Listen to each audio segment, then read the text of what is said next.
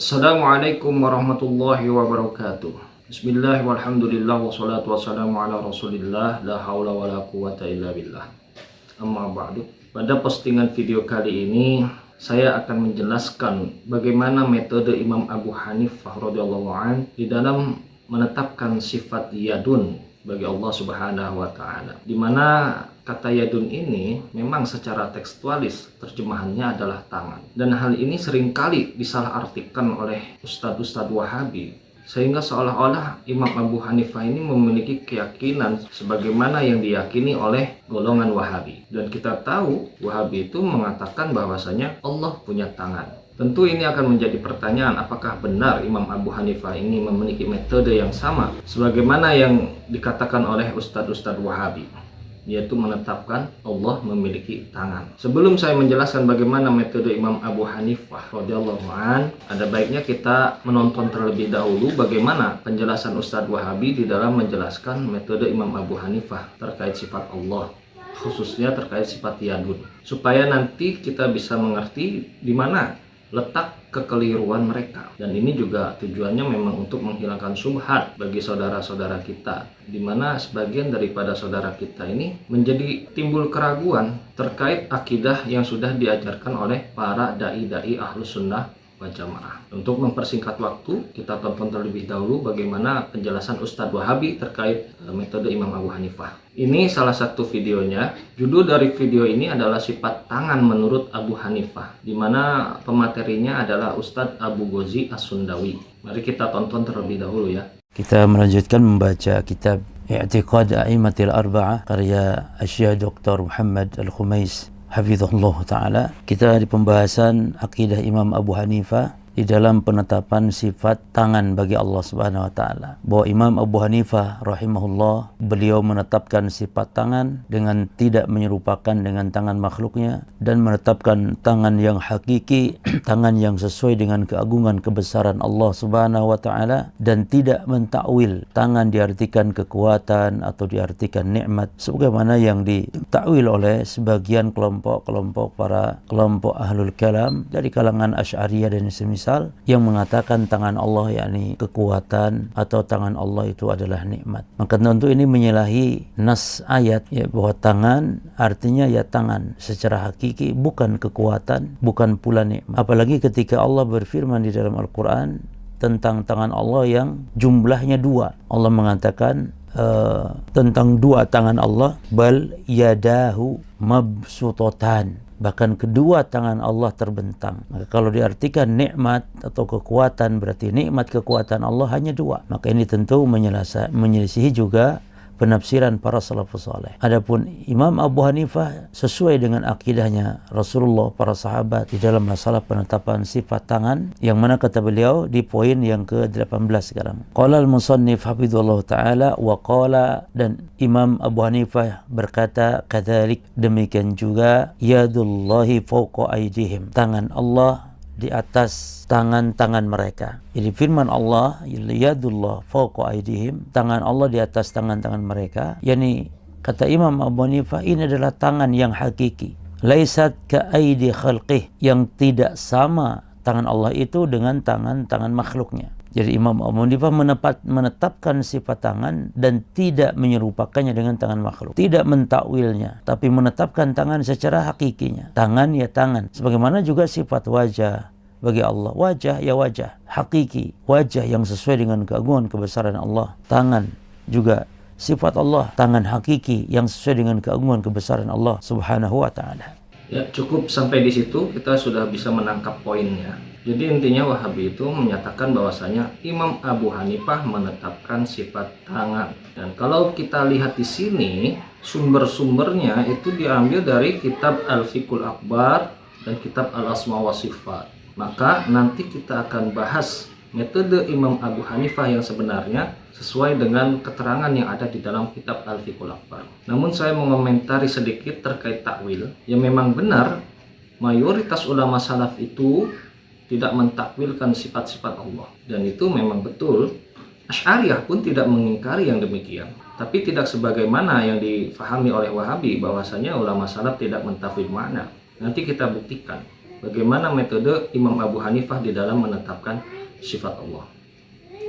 Dan perlu diketahui juga bahwasanya Asy'ariyah mutaqaddimin itu menyerupai dengan madhabnya para ulama salaf, yaitu mereka tidak mentakwil, akan tetapi disertai keyakinan tanzih, mensucikan Allah dari sifat-sifat makhluk dan sifat-sifat muhdats, lalu menyerahkan makna dari sifat-sifat yang ditetapkan pada Allah Subhanahu wa taala tatkala makna hakikat zahir yang maklum di dalam bahasa mewajibkan Allah disifati dengan sifat-sifat muhdats atau sifat-sifat makhluk. Di sini saya sudah menyiapkan kitab Al-Fiqhul Akbar. Kitab ini nanti bisa di-download, linknya saya cantumkan di dalam deskripsi. Ini adalah kitab syarah dari kitab Al-Fiqhul Akbar yang disyarahi oleh Syekh Mula Al-Qari Al-Hanafi. Namun saya tidak akan membacakan syarahnya, tetapi saya akan membacakan matannya saja.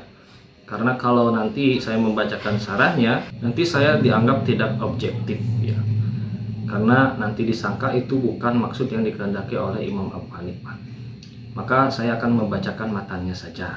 Ada satu perkataan Imam Abu Hanifah yang belum dibacakan oleh ustadz tersebut, dan juga saya belum pernah menemukan ustadz Wahabi membacakannya. Perkataan itu ada di halaman 326 sini ya. Nah, ini perkataan Imam Abu Hanifah yang sama sekali tidak pernah dibacakan oleh ustadz Wahabi, dan saya belum pernah mendengar ustadz Wahabi membacakan perkataan Abu Hanifah yang ini. Dan perkataan ini seperti biasa sudah saya ketik ulang di sini sesuai permintaan netizen, sudah saya berikan harokat juga dan sudah saya terjemahkan. Nanti bisa di-download, linknya saya cantumkan di deskripsi. Mari kita baca. Imam Abu Hanifah berkata, "Wa kullu syai'in dzakarahul ulama'u bil farisiyyati min sifatillahi 'azza ismuhu fajaizul qawlu bihi siwal yadi bil farisiyyati." Segala sesuatu yang disebutkan oleh para ulama dalam bahasa Persia mengenai sifat-sifat Allah yang maha mulia namanya, maka boleh diucapkan kecuali kata yad dalam bahasa Persia. Di sini Imam Abu Hanifah tidak mau menerjemahkan kata yadun di dalam sifat Allah kepada bahasa selain bahasa Arab. Karena pada zamannya Imam Abu Hanifah, Islam baru sampai ke negeri Khurasan yang berbahasa Persia. Maka di sini hanya dikatakan tidak boleh dikatakan dalam bahasa Persia.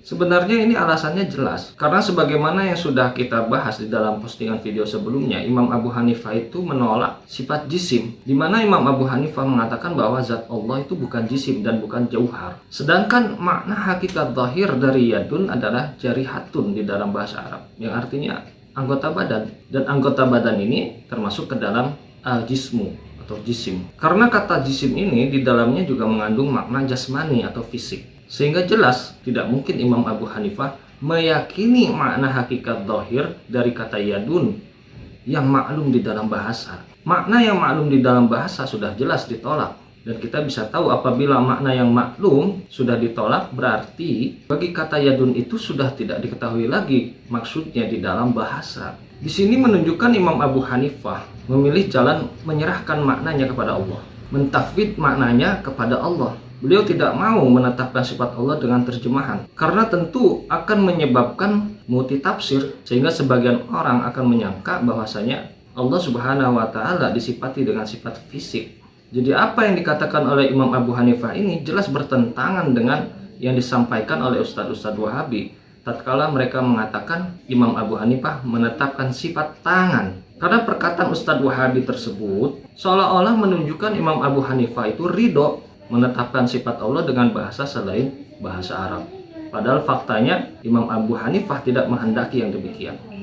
Dan pernyataan yang semakna dengan perkataan Imam Abu Hanifah dikatakan juga oleh ulama salaf yang lain. Salah satunya adalah Imam Ibnu Suraij. Imam Az-Zahabi mengutip perkataan Imam Ibnu Suraij di dalam kitabnya yang diberi nama Kitab Al-Ulum lil Aliyil Ghaffar. Ini kitab karya Imam Az-Zahabi, yaitu Kitab Al-Ulum, ada di halaman 208. Di sini, ini ya. Dan teks kitab ini sudah saya ketik ulang juga di sini. Dari sini ya. Mari kita baca. Imam Ibnu Suraij berkata, "I'tiqaduna fihi wa fil ayil mutasyabihi fil Qur'ani an naqbalaha wa la naruddaha wala nata'awwalaha bita'wilil mukhalifina. Keyakinan kami mengenai hal ini dan tentang ayat-ayat mutasyabihat dalam Al-Quran adalah bahwa kami menerimanya dan tidak menolaknya, serta tidak menafsirkannya dengan takwil kaum yang menyelisihi akidah yang benar. Wala nahmilaha ala tashbihil musyabbihina. Kami juga tidak memahaminya dengan tasbih, maksudnya penyerupaan Allah dengan makhluk. Wala nutarjima an sifatihi bilugotin ghairil arabiyyati. Tidak menerjemahkan sifat-sifatnya ke dalam bahasa selain Arab. Wa nusallimal khabarat zahira wal ayatal zahira tanzilaha. Dan kami menerima berita yang zahir serta ayat yang zahir sebagaimana diturunkan. Kitab Al-Ulu, yang di sini di dalam halamannya typo ya, yang benar adalah halaman 208. Di sini jelas Imam Ibnu Surayj mengatakan wala nutarjima, kami tidak menerjemahkan sifat-sifat Allah ke dalam bahasa selain bahasa Arab. Jadi apabila Wahabi mengatakan Imam Abu Hanifah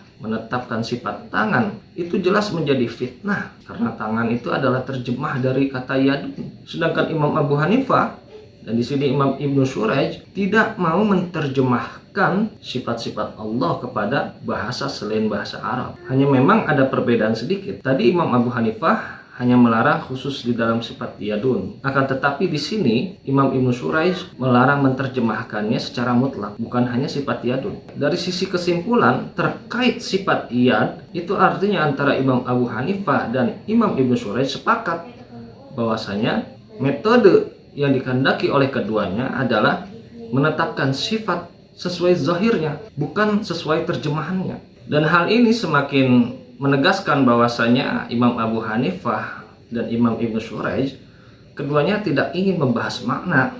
Yang dikehendaki keduanya adalah menetapkan sifat sesuai redaksi yang ada di dalam nas Al-Quran dan Sunnah, kemudian menuturkan sumbernya di dalam Al-Quran dan Sunnah tanpa membahas maknanya atau dengan mentafwid maknanya kepada Allah. Hal inilah yang sering dibuat menjadi rancu oleh Wahabi tatkala mereka berkata ulama salaf menetapkan sifat tangan, sehingga seolah-olah ulama salaf itu tidak mentafwid makna.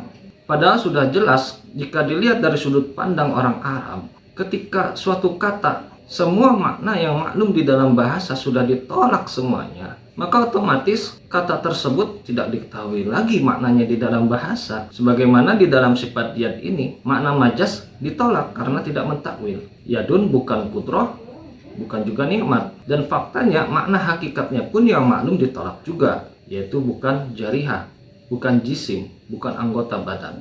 Maka seketika itu ulama yang menetapkan sifat yadun ini, mereka berhenti atau menahan diri dari menjelaskan maknanya, karena makna apa lagi yang bisa dijelaskan. Dan ini penting sekali diketahui dan disebarkan agar orang-orang awam ini paham maksud yang dikehendaki sebenarnya oleh ulama salaf. Karena tatkala seorang ustadz menjelaskan akidah seorang ulama, akan tetapi penjelasan yang dijabarkan bukanlah yang dikehendaki oleh ulama yang dimaksud, maka itu menjadi fitnah, dan fitnah adalah kemungkaran. Dan kita tidak boleh diam saja tatkala melihat kemungkaran. Wajib amar ma'ruf nahi munkar. Apalagi ini terkait akidah.